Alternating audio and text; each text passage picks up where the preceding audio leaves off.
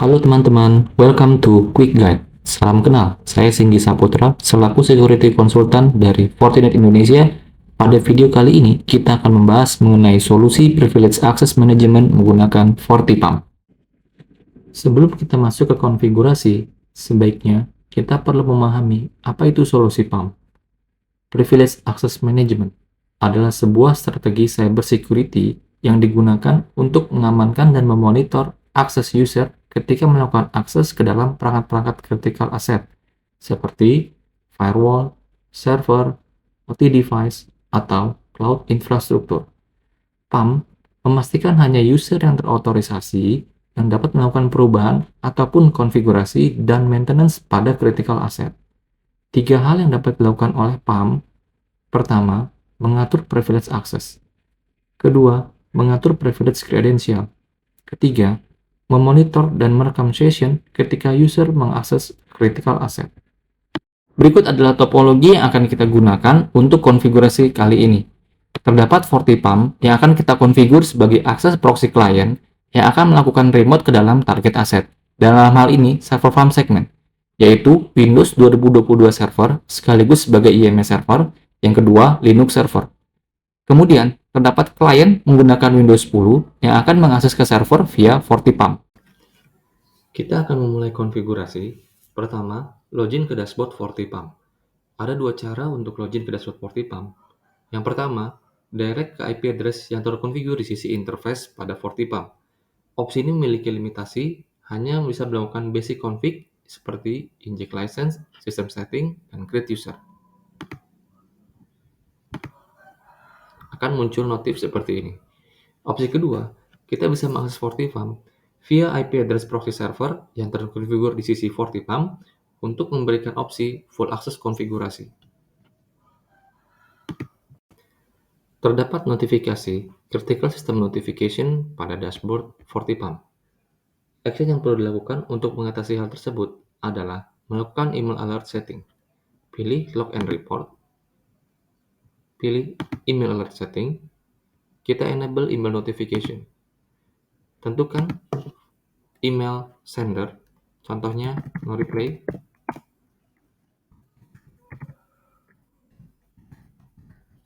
Dan tentukan email receiver.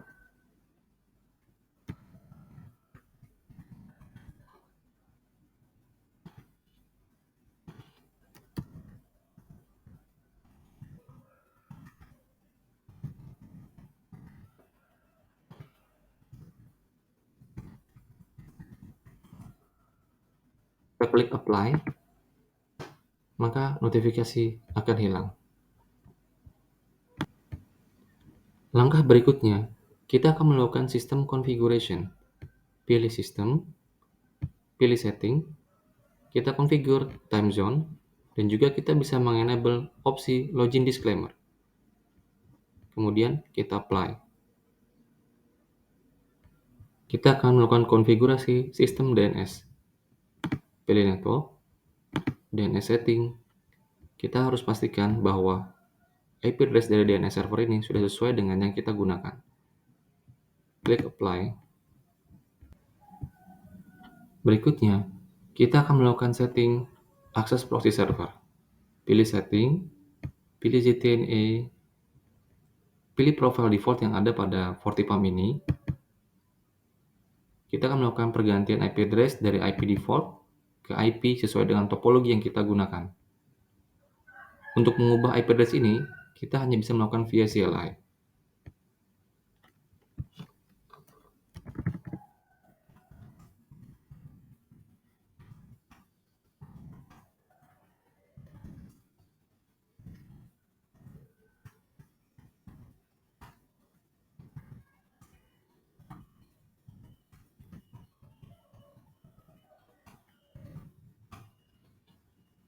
Kita cek via GUI.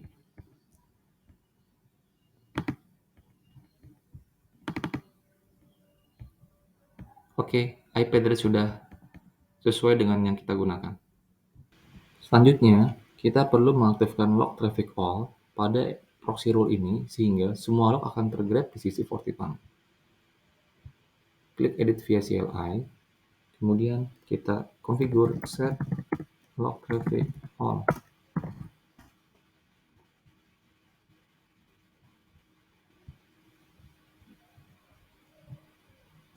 Langkah selanjutnya, setelah konfigurasi IP address akses proxy server, kita akan melakukan konfigurasi melalui PC Windows Client ke IP address proxy yang sudah terkonfigur.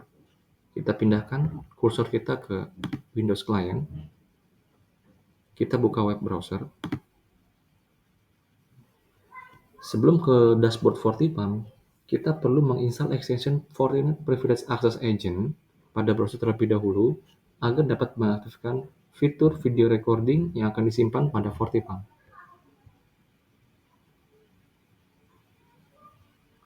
Di sini kita bisa pasang ya dari Chrome.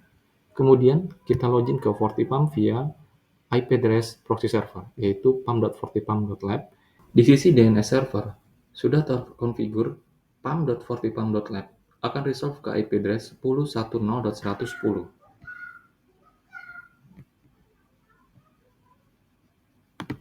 Kita login seperti biasa.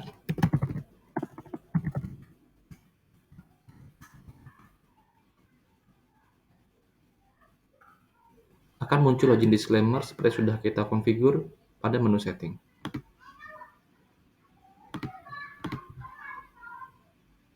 Selanjutnya, kita akan konfigur user management. Create user contractor yang akan disimpan pada local database. Pilih user management, user definition, klik create, pilih standard user, pilih tipenya sebagai local user yang akan disimpan di FortiPAN. Kita create username contractor.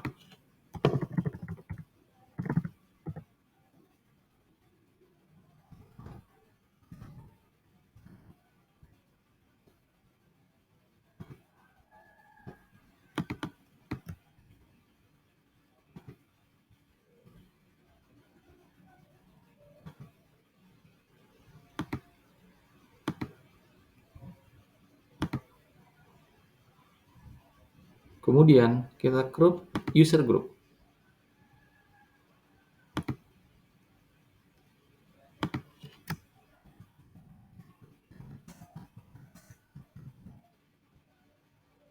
Kita pilih local user. Kita tambahkan member, yaitu kontraktor yang sudah kita konfigur sebelumnya.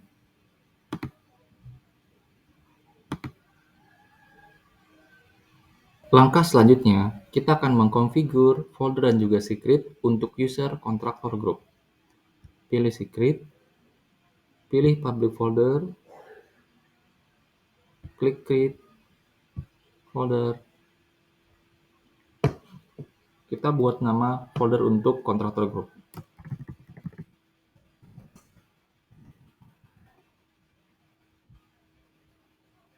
Pilih folder permission. Kita tambahkan group permission, yaitu tadi yang sudah kita konfigur. Group kontraktor user group. Kita buat folder permission, yaitu hanya view only, dan juga secret permission view.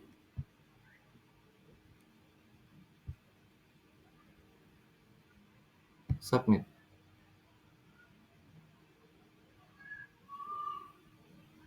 Berikutnya, kita akan membuat secret untuk user kontraktor. Pilih kontraktor folder, pilih create, pilih secret. Kita beri nama Linux Server Kontraktor.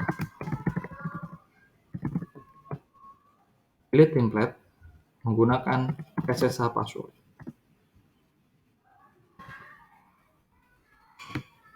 Pada kolom field, ikan IP address dari Linux server yang akan kita berikan akses kepada kontraktor, kemudian masukkan username dan juga password pada server Linux yang sudah dikonfigur sebelumnya.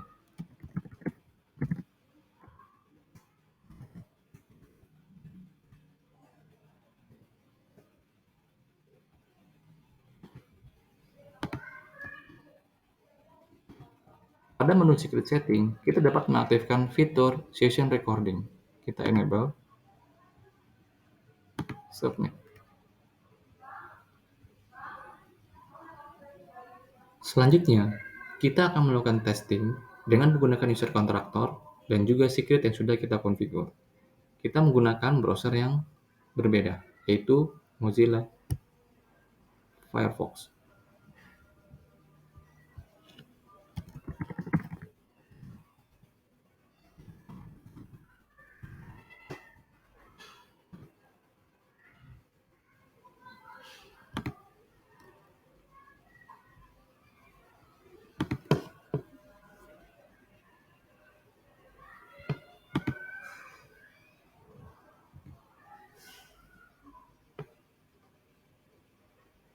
Sesuai dengan privilege yang sudah kita setting di awal, bahwa user kontraktor ini hanya dapat melakukan view pada secret maupun folder yang sudah kita berikan.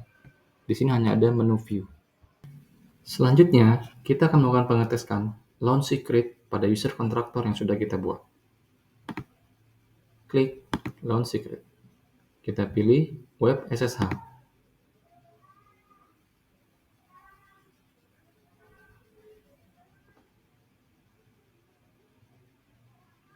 Secara otomatis, user kontraktor akan langsung masuk ke dalam server Linux yang sudah kita konfigur. Dan di pojok kanan akan ada logo record karena kita mengaktifkan fitur recording pada secret yang sudah kita buat.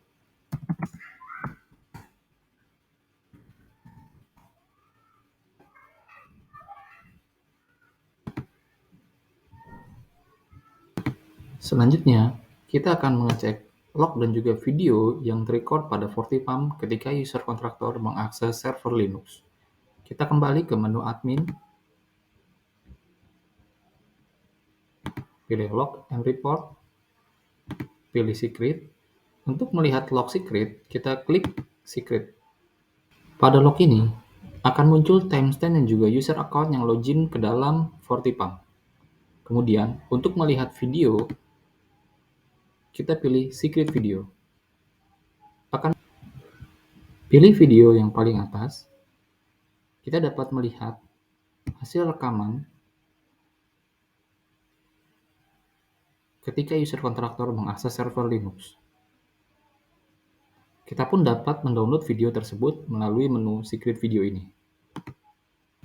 Selanjutnya, kita akan mengintegrasikan LDAP server ke FortiPam ini, sehingga user-user dari LDAP server dapat menggunakan kredensialnya untuk login ke dalam FortiPam ini. Pilih user management, pilih LDAP server, kita masukkan ID dari LDAP server yang kita miliki. Kita beri nama terlebih dahulu.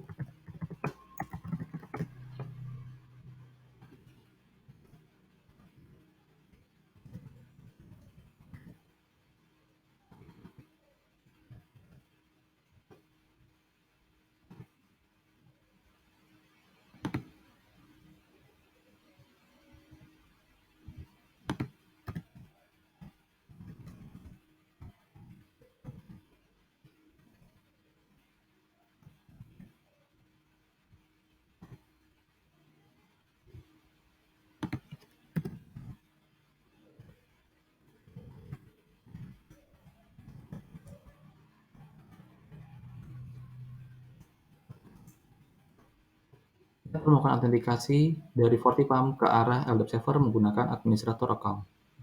Kita klik test connection. Oke, berhasil. Kita review, kemudian kita submit. Berikutnya, kita akan meng-create user group yang terintegrasi dengan LDAP server.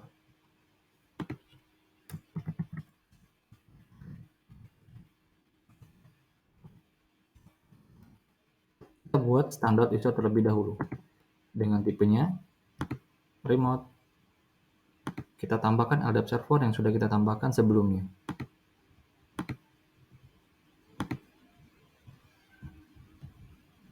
Kita masukkan user account.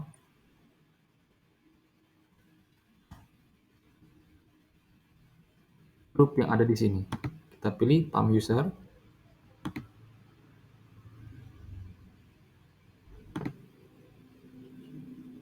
Kemudian kita tambahkan untuk admin user account.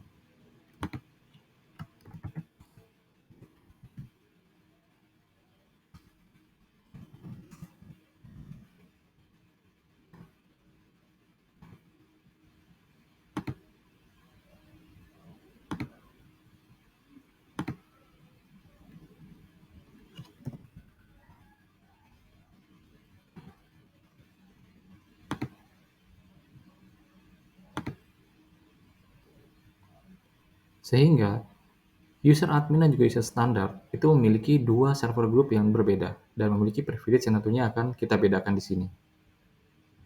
Berikutnya, klik user definition, kita tambahkan user ID yang terdapat pada LDAP tersebut. Kita pilih standard user, kita pilih tipenya remote user, kita pilih grupnya dari AD standard user. Ketika nama user ID yang sudah terdapat pada LDAP server tersebut. Dalam hal ini sudah di preconfigure sebelumnya yaitu pam AD user.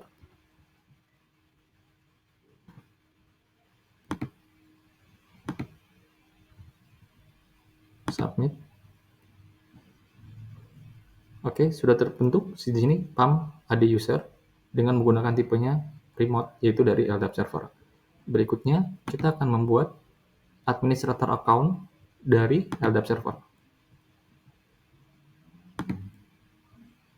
Pilih remote user, pilih grup AD admin user group yang sudah tadi kita buat sebelumnya.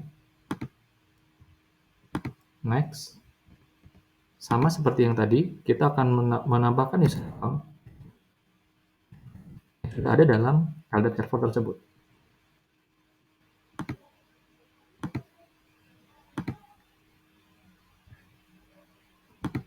Submit. Selanjutnya, kita akan membuat folder dan juga secret khusus untuk employee, di mana employee akan kita bedakan privilege-nya dengan kontraktor.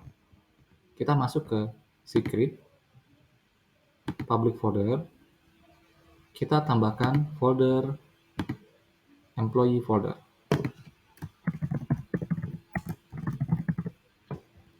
Kita pilih folder permission, kita tambahkan grup permission sesuai yang sudah kita bikin, yaitu grup standar dan juga grup admin. Kita bisa bedakan permission dari masing-masing grup tersebut. Dalam hal ini untuk standar user, kita hanya kasih di opsi sebagai view, baik itu untuk folder permission maupun secret permission. Tambahkan berikutnya, untuk grup AD admin, dengan folder permission edit.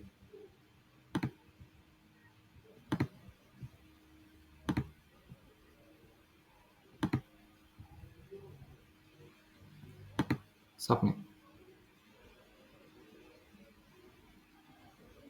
Selanjutnya, kita akan membuat secret khusus untuk folder employee, sehingga kontraktor dan employee memiliki privilege yang berbeda-beda. Kita masuk ke folder, pilih employee folder, create secret, kita masukkan di sini Linux server untuk employee.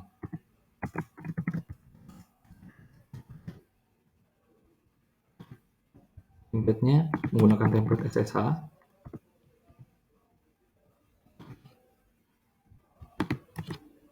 Masukkan IP address dari server Linux yang kita berikan kepada employee.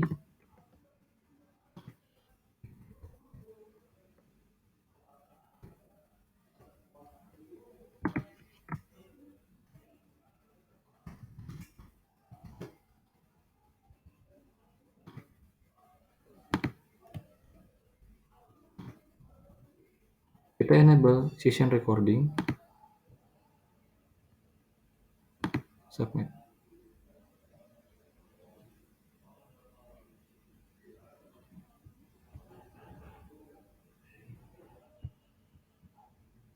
Yang kedua, kita tambahkan untuk Windows Server untuk employee.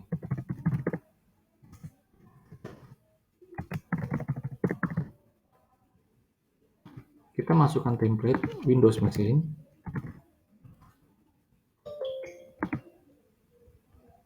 Kita masukkan IP address dari Windows Server tersebut.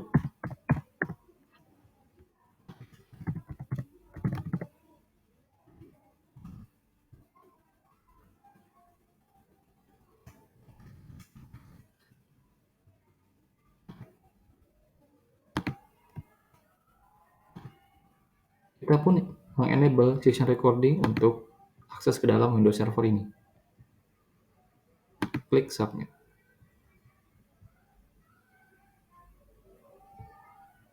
Sebelum kita melakukan pengetesan terhadap user employee, kita dapat meningkatkan kualitas video rekaman terlebih dahulu melalui menu Sistem, Setting, PAM Setting. Di sini kita naikkan resolusi dari 720 menjadi 1080 dan juga menaikkan recording FPS-nya menjadi 15 dan recording key FPM-nya juga kita naikkan menjadi 15 sehingga menghasilkan video recording yang kualitasnya lebih bagus. Kita apply. Kemudian kita akan melakukan pengetesan login ke FortiPAM ini menggunakan user employee dan juga user admin dari Active Directory. Kita buka browser berbeda. Kita login menggunakan ID user.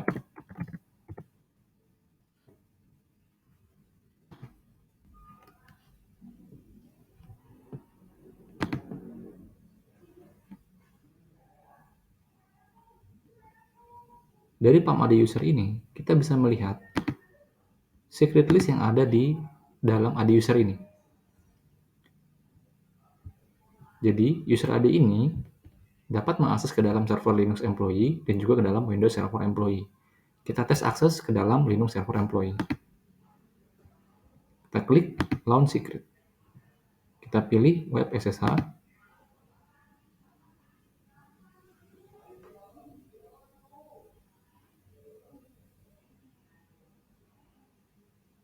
Sama seperti sebelumnya, terdapat logo recording yang artinya segala aktivitas yang dilakukan oleh user ini akan terrecord di dalam FortiPAM.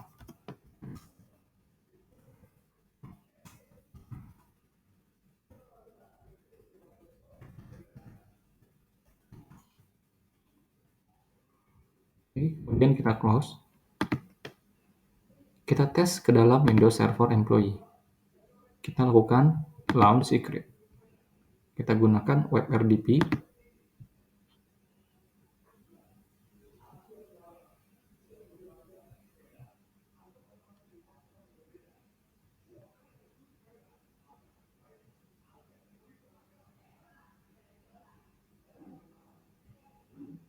Oke, user AD ini berhasil melakukan login ke dalam Windows server yang sudah kita konfigur dari secret yang ada di FortiPAM dengan logo recording yang artinya segala session yang akan dilakukan oleh user ini akan terekam di dalam FortiPAM. Baik, kita close. Kemudian kita logout.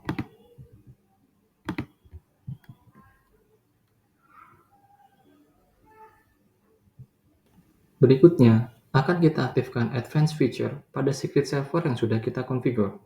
Kita login terlebih dahulu menggunakan PAM AD admin. Pilih secret yang akan kita aktifkan, Advanced Feature-nya.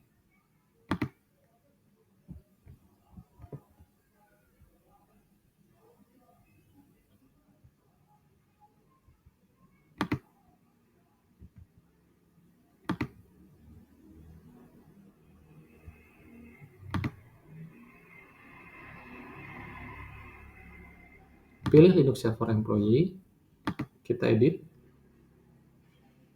Fitur pertama yang akan kita aktifkan adalah Automatic Password Changing. Pada Automatic Password Changing, kita bisa men-setting periode perubahan password secara otomatis. Bisa daily, weekly, atau monthly. Kita pilih weekly dengan perubahan di setiap hari Senin. Kemudian, fitur yang kedua yang akan kita aktifkan adalah fitur checkout. Fitur ini berfungsi untuk ketika ada user yang login pertama kali, user kedua tidak akan bisa login sampai user pertama checkout. Dan kita bisa membatasi durasi dari user tersebut, yaitu bisa rentan dari 3 menit sampai 120 menit. Yang ketiga, kita bisa aktifkan fitur untuk requires approval untuk melakukan launch secret terhadap user yang akan menggunakan secret tersebut. Kita pilih enable, kita pilih approval profile. Di sini kita create approval profile jika memang belum ada.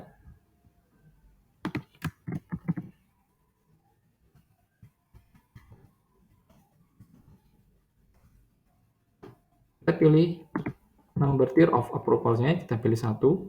Kita pilih approver-nya, yaitu user admin, dan juga PAM AD admin. Kita pilih OK.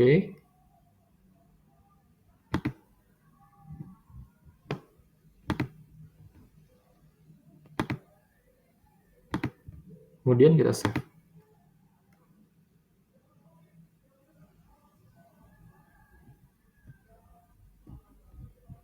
Kita kembali ke list secret yang sudah ada. Step terakhir, kita akan melakukan pengetesan menggunakan PAM AD user untuk mengakses ke dalam Linux Server Employee. Kita logout terlebih dahulu.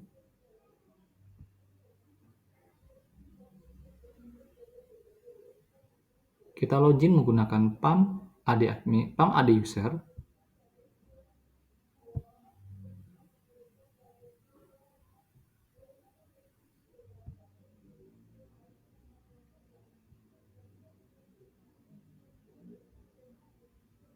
Kita pilih secret list, kemudian Linux Server Employee. Sebelum mengakses ke Linux Server Employee, kita diharuskan untuk membuat request terlebih dahulu agar bisa mengakses ke dalam server tersebut. Kita klik Make Request, kemudian kita pilih durasinya. Kita bisa menambahkan komen untuk aktivitas yang akan kita tambahkan di dalam server tersebut. Misalkan, add database. Klik Submit.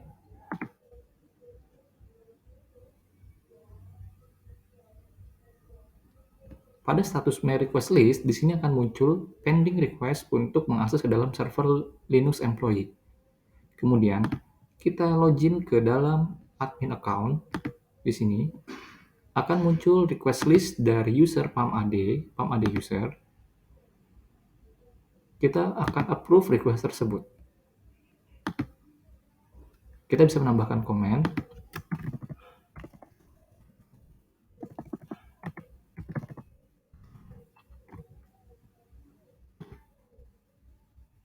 Oke, kemudian kita kembali ke PAM AD user. Di sini kita refresh.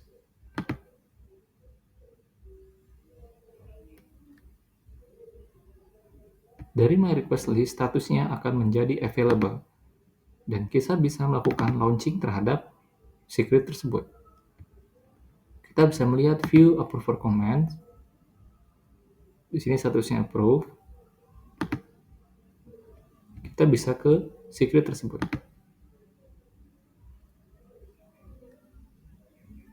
Setelah di-approve, di sini akan muncul checkout secret. Ketika kita enable checkout secret, maka user lain tidak akan bisa mengakses ke dalam list server ini. Kita akan tes melalui admin user. Kita ke secret list, kita ke server Linux Employee, kita klik. Ya, terlihat di sini statusnya masih dalam kondisi checkout. Sehingga sampai menunggu checkout ini timeout sekitar 30 menit yang tadi kita sudah konfigur ya, baru user baru bisa login ke dalam Linux server ini. Kita lakukan launch secret di user PAM AD user menggunakan web SFTP.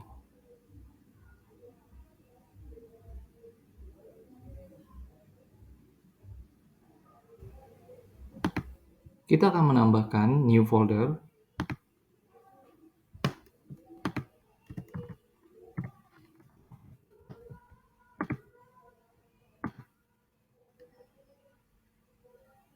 Kemudian kita close. Berikutnya, kita akan klik check-in sehingga user lain bisa masuk ke dalam server ini setelah kita melakukan aktivitas di dalam server tersebut.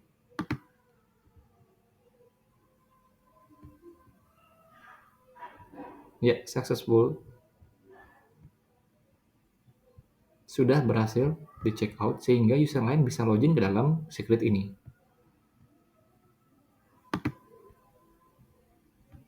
Kemudian kita akan cek logs dan juga recording yang ada di sisi administrator.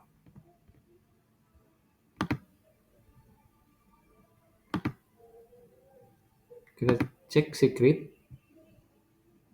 Di sini muncul ada pam ad user ya, untuk login ke dalam Linux server employee sampai ke connection close, lengkap dengan timestampnya. Untuk mengecek video aktivitas yang dilakukan oleh user tersebut, kita bisa melihat pada secret video.